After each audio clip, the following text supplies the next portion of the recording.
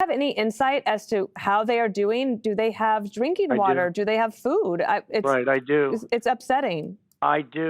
But first, you remember መቼም when ቢሆን we... ከታሪክ ማዕደር የማይሰረዝ የአሜሪካው ፕሬዝዳንት ትልቅ ቅሌት። ሰላም ጤና ይስጥልን ውድ አድማጭ ተመልካቾቻችን እንዴት ቆይታችኋል እያልኩኝ ወደ እሳቱ መረጃዎቻችን ተሻገርኩኝ። ወደ እሳቱ ዝግጅታችን ስንሻገር በአሁን ሰዓት በማህበራዊ ሚዲያ ላይ መነጋገሪያ እየሆነ ያለው ይህ ቪዲዮ የአሜሪካው ፕሬዝዳንት ዶናልድ ትራምፕ እና የፎክስ ኒውስ ዝነኛ ጋዜጠኛ ዳና ፔሪኖ ያደረጉትን ቆይታ ነው። በዚህ ኢንተርቪው የምናየው የትራምፕን ታሪክ ሊረሳው የማይችል ቅሌትና ጉዳዩን አስመልክተን ትንታኔ ይዘናል። መረጃው አስፈላጊ ነው። በተለይም ኢራንን መደገፍ ከእስልምና ጋር መታያይዙ ሰዎች ጥሩ ትምህርት ይሆናቸዋል። በትንታኔያችንም በርካታ ዘርፈ ብዙ ጉዳዮችን ነው የምንዳስሰው። የትራምፕ የእውቀት ደረጃ ምን ያክል እንደሆነ፣ ከኢራን ጋር ጦርነት ውስጥ የገባው ወይም የእስላማዊ መሪውን መግደል የፈለገው ለምን እንደሆነና ኢራንን ለምን ዓላማ አስቦ እንደሆነ ፍንትው አድርጎ የሚያስብ መረጃ ይዘናል። እንዲሁም ደግሞ ከጋዜጠኛው ጋር ኢንተርቪው ሲያደርግ ያጋጠመውን ቅሌት በይፋ ወደ እናንተ የምናቀርበው ነው። ኢትዮናስ ሚዲያችን እንደምንም ጊዜው ለእርስዎ ጠቃሚ መረጃዎችን ይዞ ተገኝቷል። እስከ ዝግጅታችን ፍጻሜ ድረስ አብራችሁን ቆዩ። ታዲያ ለቻናላችን አዲስ ከሆናችሁ መሰል መረጃ ለማግኘት ቻናላችንን ሰብስክራይብ በማድረግ የደውል ምልክቱን መጫን እንዳይረሱ፣ ቪዲዮ ላይክ፣ ሼር በማድረግ ይጀምሩ። በቅድሚያም ወደ ጉዳዩ ትንታኔ ከመግባታችን በፊት ከጋዜጠኛዋ ጋር ያደረጉትን ቆይታ እንደሚከተለው የምናቀርብላችሁ ነው። Right, I do.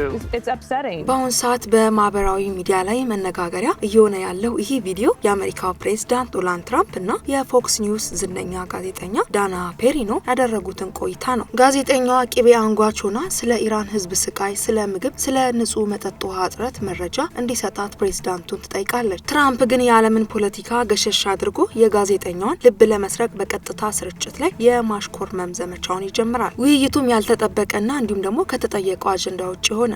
የጋዜጠኛዋ ጥያቄ እንዲህ ነበር። ለመሆኑ ስለ ኢራን ህዝብ ሁኔታ የምታውቀው መረጃ አለ? ንጹህ መጠጥ ውሃ አላቸው? የሚበሉትስ ምግብ አግኝተዋል? ነገሩ እጅግ ልብ የሚነካና የሚያሳዝንም ነው። ትራምፕን በምላሹ አዎ መረጃው አለኝ፣ ግን ከዚያ በፊት አንድ ነገር ላስታውስሽ። ከዓመታት በፊት ትራምፕ ታወር ገና አዲስ በነበረበት ጊዜ በህንጻው መግቢያ አዳራሽ ውስጥ አብረን ምሳ የበላነው ነገር ትዝ ይልሻል ብሎ ይጠይቃታል። ይህ ወፈፌ ሰውዬ በቀጥታ ስርጭት ሊያዋርደኝ ነው እንዲህ በሚል ስጋትና መደናገጥ ውስጥ ሆና በፍርሃት መለሰች። ጋዜጠኛዋም አዎ ትዝ ይለኛል፣ ግን እኮ እሱ በጣም ድሮ ነበር። ትራምፕም ንግግሩን አጋጋለው። በጣም ረጅም ጊዜ ሆኗል። አንቺ ግን በጭራሽ አልተለወጥሽም። በፍጹም አሁን ላይ እንዲህ ብዬ መናገር ለፖለቲካዊ ጉዞ አደገኛ ሊሆን እንደሚችልና አልፎ ተርፎም ለስልጣኔ ስጋት ሊሆን እንደሚችል አውቃለሁ። ነገር ግን አሁን ከድሮ ይልቅ ይበልጡ ቢሆንሽ ይመስለኛል። ለመሆኑ የማማረሽ ሚስጥር ምንድነው? ይላታል። ጋዜጠኛውም በድንጋጤ አረ በጭራሽ፣ ለዚህ ሁሉ በትልቁን ድርሻ የሚወስደው ሜካፔ ነው። ትራምፕም ሊያቆም አልቻለም። ቆንጆነሽ ብዬ በይፋ አልናገርም፣ ምክንያቱም እንዲህ ማለቴ የወደፊት የፖለቲካ እድሌን ሊያበላሽብኝ ይችላል። ደሞም እንደምታውቂው በአሁን ጊዜ ለአንዲት ሴት ቆንጆ ነሽ ብሎ መናገር እንደ ወንጀል ነው የሚቆጠረው። ይህን የትራምፕን አወዛጋቢ ኢንተርቪው ዘርዘር አድርገን ስናየው ትራምፕ በእኛ እይታ ስለ ቁንጅናዋ ለማድነቅ ፈልጎ አይደለም፣ ከሷ ጋር በተገናኘ ሌላ ጉዳይ ውስጥ መዘፈቅ ፈልጎ አይደለም። በዚህ ኢንተርቪው የምንረዳው የትራምፕን የእውቀት ደረጃ ነው። አንድ በዚህ ጉዳይ ላይ ትንታኔዎችን አይቼ ነበርና ሚስት ያለው በዚህ ደረጃ ስለ ቁንጅናዋ ማውራትና ብለው ነበር። አይደለም፣ የፖለቲካ ሀሳቤው ይሄ አይደለም። መረጃውን ስለማያው ከጥያቄ ሙድ ውስጥ እሷን ለማስወጣትና ይጠይቀኛል ብላ ያላሰበችውን ሀሳብ በውስጧ በመትከል ከዚህ ርዕሰ ጉዳይ እንድትወጣ ነው። ምክንያቱም በዚህ ዙሪያ ትንሽ የሚባል እንኳን እውቀት ስለሌለው ያለው አማራጭ ይሄንን ብሎ ነበር ማምለጥ የሚችለው። ከኢራን ጋር እንደሚታወቀው ቀላል የሚባል ጦርነት አይደለም የተጀመረው። ነገር ግን የሀገሪቱ ዜጎች ምን ላይ እንዳሉ አያውቅም። ነገር ግን እዚህ ጋር ማስተዋል ያለብን ነገር ሁሌም ትራምፕ ሲናገሩ ጦርነቱን ለምንድን የጀመሩት ሲባሉ ለኢራን ህዝብ ነጻነት ስንል ከዚህ አምባገነን መሪ ለማላቀቅ እንዲሁም ደግሞ የኒውክሌር ቦምብን ለማስቆም ይላሉ። አንድ ነገር ትዝ አለኝና የኢራኑ መሪ ሁሌም ከዚህ ቀደም በንግግራቸው ምን ይላሉ መሰላችሁ? የእውነት አሜሪካ የኒውክሌር ቦምብን ማምረት ብናቆም የምትለቀን ይመስላችኋል ወይ? አትለቀንም፣ ምክንያቱም አላማዋ ሌላ ነው ሲሉ ብዙ ጊዜ ይደመጣሉ። እንዲሁም እሷ ያለችውን ሁሉ ብናደርግና ብንታዘዝ ከኛ ላይ አይኗን የምትነቅል ይመስላችኋል ወይ ብለው ህዝቡን ይጠይቃሉ። ታዲያ የመሪው የአያቶላ ንግግር ዛሬ ላይ የትኛውም የበላይ አመራር ቢሞትም ለምን ይመስላችኋል ኢራን ፍርክስክሱ ያልወጣው? የአሜሪካን አላማ ጠንቅቀው ስለሚያውቁ ነው እንዲህ አይነት አቋም ያላቸው ሞት ያልበገራቸው። እና ወደ ጉዳይ ስመለስ ለኢራን ህዝብ ነጻነት ነው እያሉ ለዓለም ህዝብ ድምጽ የሚያስተጋቡት ትራምፕ የኢራን ህዝብ ተበድሏል፣ እንዲህ ተደርጓል፣ ታፍኗል የሚል የቀድሞ ሪፖርት ይዘው ብቅ የሚሉት ትራምፕ አሁን ላይ ነጻ ላወጣችሁ ነው ብለው ለኢራናውያን እንዲሁም ሀሳባቸውን የደገፉና ያመኑም ኢራናውያን በነገራችን ላይ በጣም ብዙ ናቸው። ዛሬ ታዲያ የኢራን ህዝብ በተለይ ያመናቸው በጣም ያዝናል። የትራምፕ ድብቅ ሴራም ያልተገለጠላቸው ዛሬ ይገለጥላቸዋል። ከዚህ ቀደምም እንግዲህ እንደምታውቁት ትራምፕና ኔታንያሁ የኢራንን ቲቪ ሀክ በማድረግ ገብተው አለንላችሁ እያንዳንዱ ነገር የሚደረገውን ነገር እንደሚያውቁ ሰዓቱ እንደደረሰ ነጻ የሚወጡበት ስላሉበት ነገር ሁኔታ ኃላፊነት እንደሚወስዱ በይፋ ነግሯቸዋል። ሀገሪቷን በተመለከተ ህዝቡን በተመለከተ ከነሱ የበለጠ መረጃ እንዳላቸውና እንዳይሰጉ በይፋ በተለያየ የበየነ መረብ አማራጭ ሲነግሯቸው ነበር። እነሱም እንግዲህ ይሄን ንግግር አምነው እዛ አመጽ ያስነሳሉ።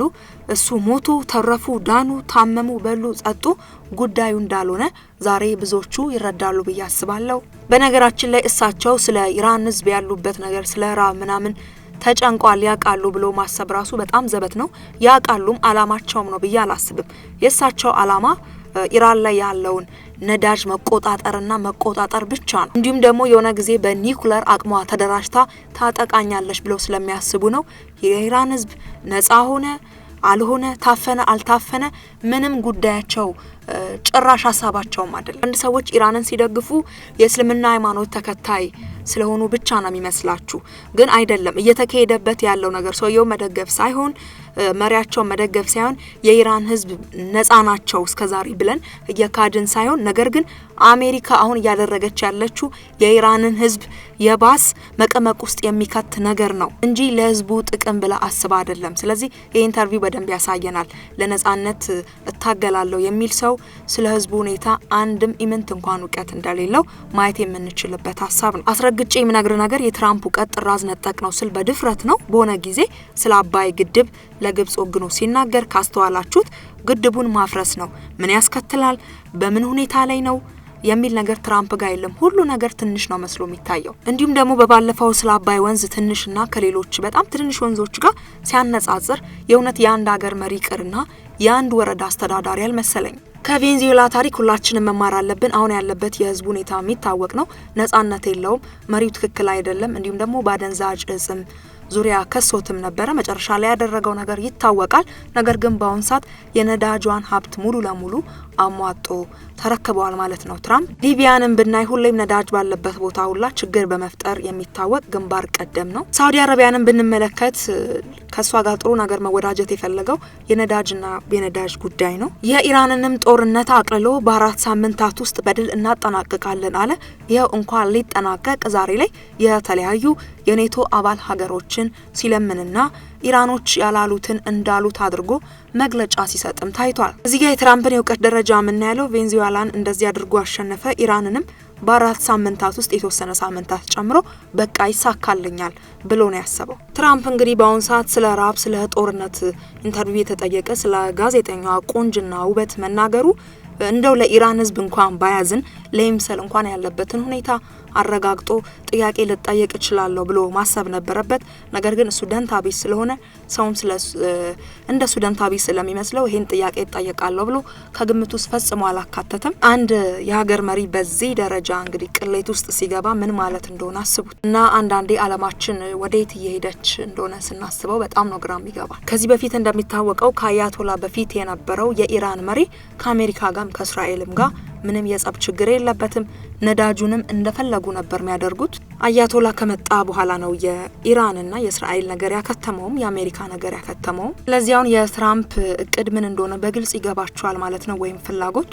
እንግዲህ ባደረስነው ለእናንተ ዜና እንደምታስታውሱት ዶናልድ ትራምፕ የኢራን መንፈሳዊ መሪ እንደሆነ ተጠይቄ ነበር፣ ግን ይህን ጥያቄ ውድቅ አድርጌዋለሁ ብለዋል። ይህንን ማንም ሌላቸው እንደማይገምት እንግዲህ የምናውቀው እውነት ነው። ነገር ግን ምኞታቸውን አሳባቸውን ነው የሚገልጹልን ማለት ነው።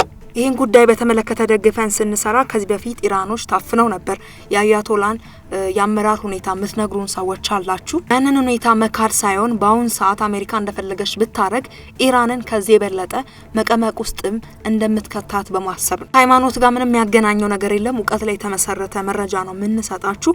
ነገር ግን እንደውም በቅርቡ ወይ ነገ አሜሪካ በገባችባቸው ልክ እንደ ኢራን በጦር ሁኔታ በገባችባቸው ሀገራት ምን ተፈጠረ የሚለውን እያንዳንዱን በመካከለኛ ምስራቅ ያሉ ሀገሮችን በመረጃ ይዘን የምናቀርብላችሁ ነው። ክብራን አድማጭ ተመልካቾቻችን ዛሬ ላይ እንግዲህ የትራምፕን የዓለም ሀያል ሀገር መሪ ሆነውን ትራምፕን እውቀቱ በምን ደረጃ ላይ እንደሆነና እንዲሁም ቅሌቱን ነበር ይዘንላችሁ የቀረብ ነው።